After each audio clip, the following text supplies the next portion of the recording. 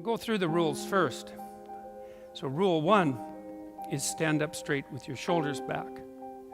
And rule 2 is treat yourself like you're someone responsible for helping.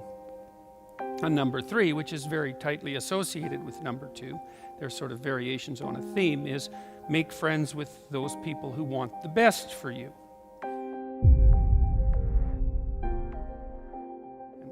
By the way, these last 2 rules aren't injunctions designed to make your life easier. They're actually injunctions designed to make your life more difficult. Kierkegaard said at one point that his role in life, given that everything was proceeding to become easier and easier in all possible ways, that there would come a time when people would cry out for difficulty. And so that's partly how he envisioned his role in the world, interestingly enough, as a universal benefactor of mankind who would strive to do nothing other than to make life more difficult for everyone. Right, and so rule 2 and 3 are like that, because treat yourself as if you're someone responsible for helping isn't the same as be nice to yourself. It's not that. And to associate with people who want the best for you means that they get to demand the best from you. And that's also not an easy thing. Rule 4 is compare yourself to who you were yesterday and not to who someone else is today. And that's an injunction about envy, right? It's easy. You need you need things that are above you, because you need to do something worthwhile with your life. You need something to aim at, but one of the consequences of that is that you can become envious of people that you believe have attained more in a deserved or undeserved manner, and that can make you bitter. And so it's much better to compare yourself to yourself and to use yourself as the target for improvement and comparison. Rule 5 is don't let your children do anything that makes you dislike them. And the rule of thumb there is if you dislike them, then other people will. And it's a bad idea to allow your children to act in a way that makes other children dislike them or adults dislike them, given that they're going to have to deal with children and they're going to have to deal with adults. So your primary responsibility as a parent is to help your child learn how to behave so that the social world opens up its arms to them and welcomes them at every level. And you've done your job if you can manage that, and it's not a simple thing to do. Rule 6 is put your house in perfect order before you criticize the world. And that's not take no action for others until you have your act together. That isn't what the rule means. It means that bind your ambition with humility and work on what's right in front of you that you will suffer for if you get wrong before you engage in the large-scale transformation of other people. Rule 7 is do what is meaningful and not what is expedient. And I would say in some sense that's the core ethos of the book. Not exactly, because rule 8, which is tell the truth or at least don't lie, is a necessary conjunction to that, or a necessary additional element, because I don't think that you can pursue what is meaningful without telling the truth. And the reason for that is if you don't tell the truth, or let's say if you lie, which is an easier way to think about it, you corrupt the mechanisms, the instinctual mechanisms that manifest themselves as meaning, and then you can't trust them. And that's a very bad idea. So the fundamental reason to not lie is because you corrupt your own perceptions if you lie. And when you corrupt your own perceptions, then you can't rely on yourself. And if you can't rely on yourself, then, well, good luck to you. Because what are you going to rely on in the absence of your own judgment? You've got nothing if you lose that. Rule 8. Rule 9. Assume that the person that you're listening to knows something you don't. And that's not so much a mark of respect for the person, although it is that. It's a mark of recognition of your own unbearable ignorance.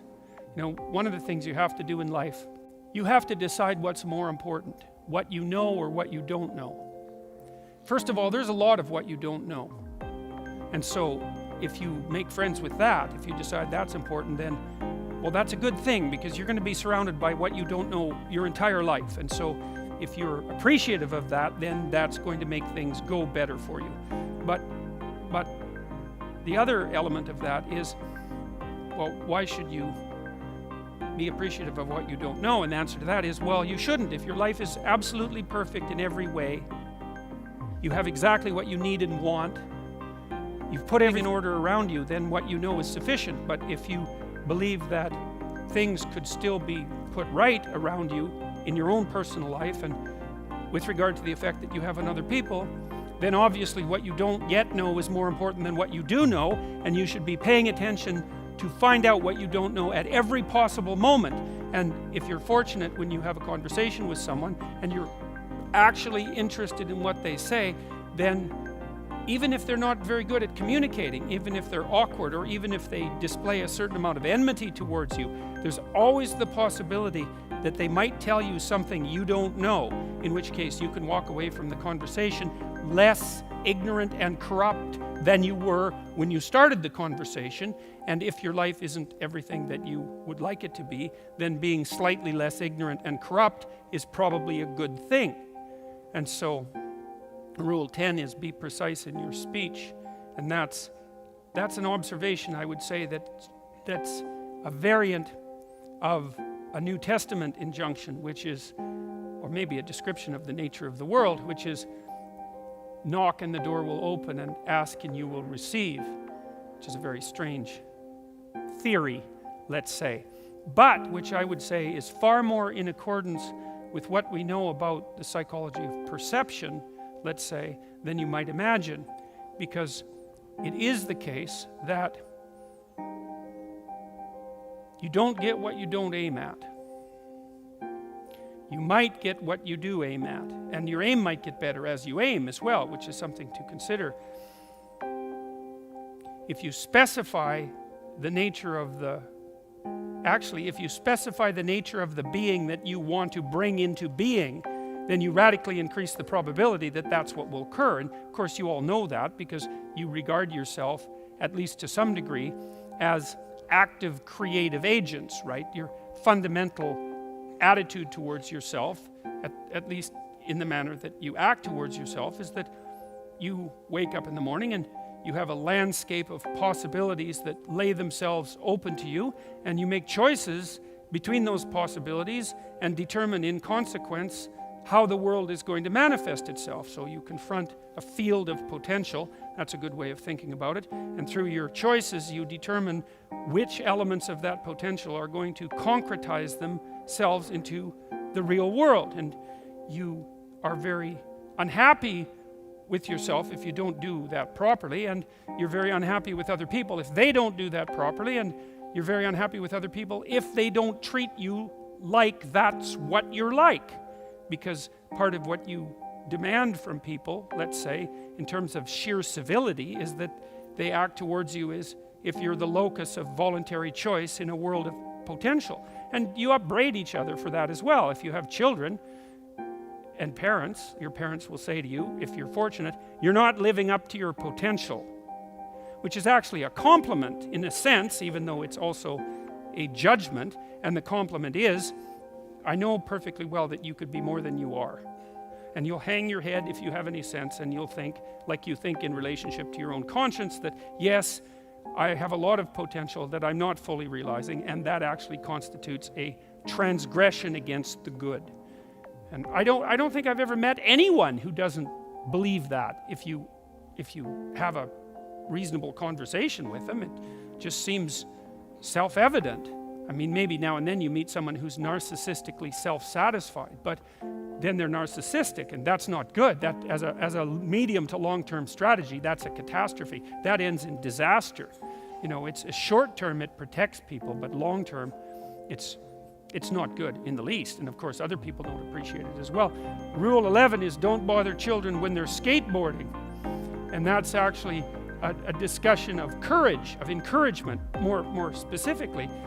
Because I've been trying to understand, for example, what role parents play in the lives of their children, and I would say this is a role that is of fundamental importance, as well as attempting to guide your children so that they act in a socially desirable manner so that the world opens itself up to them.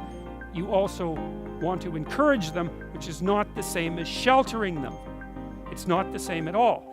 And to encourage someone is to say something like, or to act out something like, look, kid, the world's already difficult, because the world isn't easy for children any more than it's easy for adults. The difficulties they're not the same. They're child-sized difficulties, but they're still difficulties.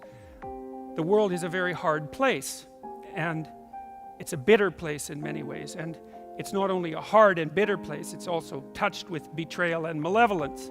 And that's the fundamental bottom line. But there's something in you that is capable of taking that full on and transcending it. And that's encouragement. You say, well, as difficult as things are, you're up to the challenge. And to interfere with children when they're skateboarding, for example, when they're doing, let's say, inadvisably dangerous things, which kids of course do if they're skateboarding, to interfere with that is to interfere with the child's willingness to voluntarily expose themselves to the risks that they need to expose themselves to in order to develop the sort of competence that allows them to thrive in a world they cannot be sheltered from. And so to interfere with children when they're taking necessary risks is not love or empathy, but cowardice on the part of parents, and it's deeply damaging to children. And I can tell you, as a clinical psychologist, I've never had a client come to my office in all the hundreds of encounters I've had with people in my office. I've never had a client say, my parents made me too independent.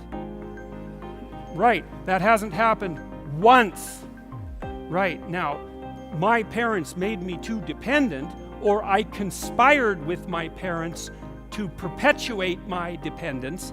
That happened all the time. So there's a rule of thumb which I think is a good one, which I believe is often applied in nursing homes by people who work in nursing homes, which is of course a very difficult job. And the rule is, do not do anything for anyone they can do for themselves. And the reason for that is that it's a form of theft, right? You don't, first of all, if you do something for someone and it facilitates their movement forward, then they move forward because you helped them, which is something I was very careful about as a therapist. I don't want to give my clients advice. First, it might fail, in which case they are going to pay for my advice. And second, if it succeeds, then I get to be the successful one. And I don't want to steal the success from my clients. That's a bad idea. I want to help them figure out what it is that they should aim at, and then help plot out a strategy for attaining that.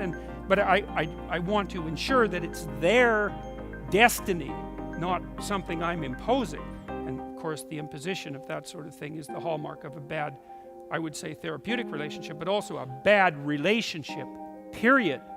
Right? So one of the things you want to do with your partners, your spouse, your husband or wife, and also with your children, is to listen to them so that you can figure out what their problems are and figure out with them, because they're going to figure that out by communicating, and then perhaps aid them in the development of a strategy. But you have to ensure very carefully that you're not imposing your own structure in a manner that's going to steal from them what's rightfully theirs.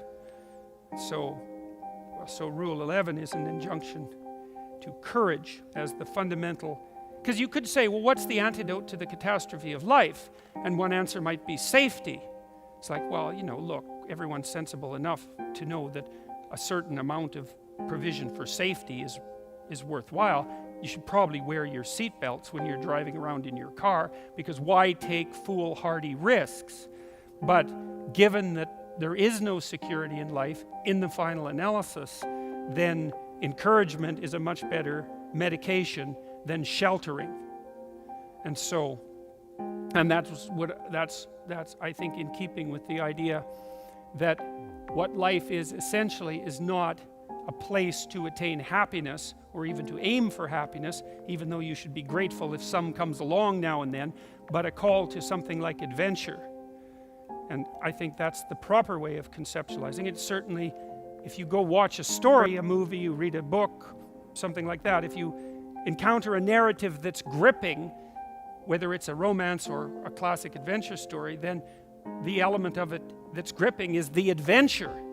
And so to portray life as an adventure in romance and in the world is the proper way to portray it. And the way that you facilitate the adventure is through encouragement.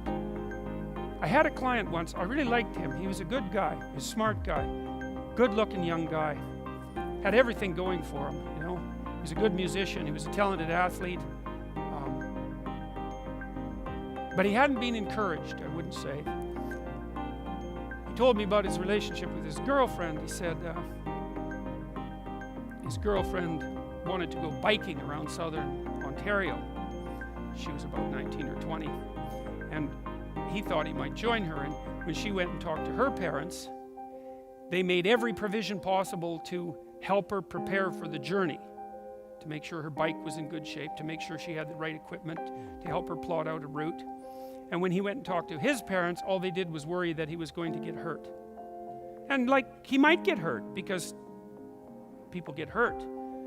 But they didn't understand that they were choosing between the hurt that he might encounter by going out in the world and having an adventure, let's say with his girlfriend, or the hurt that he would encounter by staying at home, cowering in his basement under the protection of his over-loving parents, while his girlfriend ventured bravely into the world.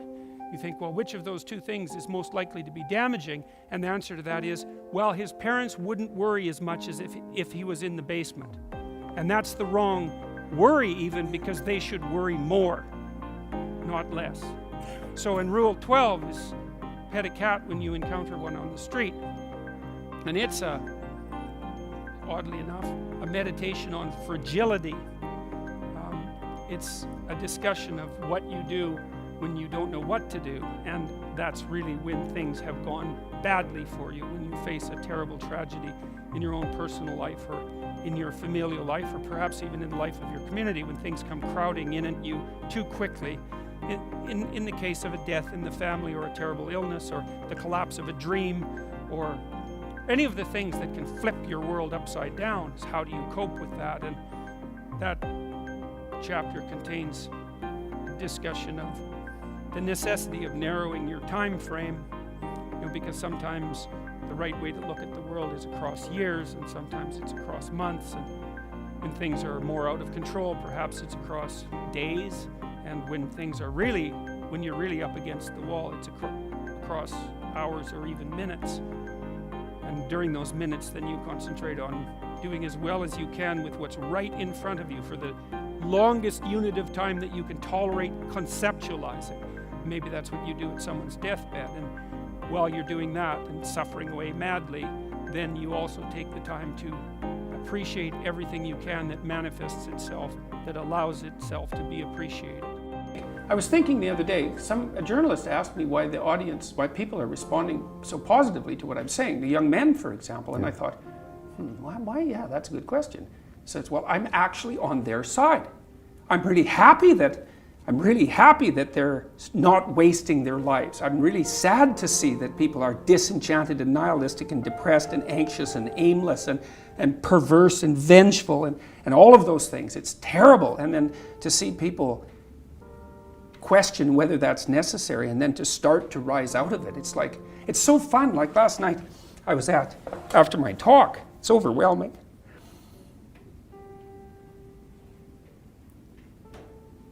I don't usually think about these things, but I was after my talk last night, and so all these people line up, and they have their 15 seconds with me, and they're kind of tentative. They're excited and attentive when they come up to talk to me, and then they have 15 seconds of time to tell me something. I'm really listening to them, and they're hesitant about whether or not to share the good news about their life, and I think it's often because when people share good news about their life, people don't necessarily respond positively.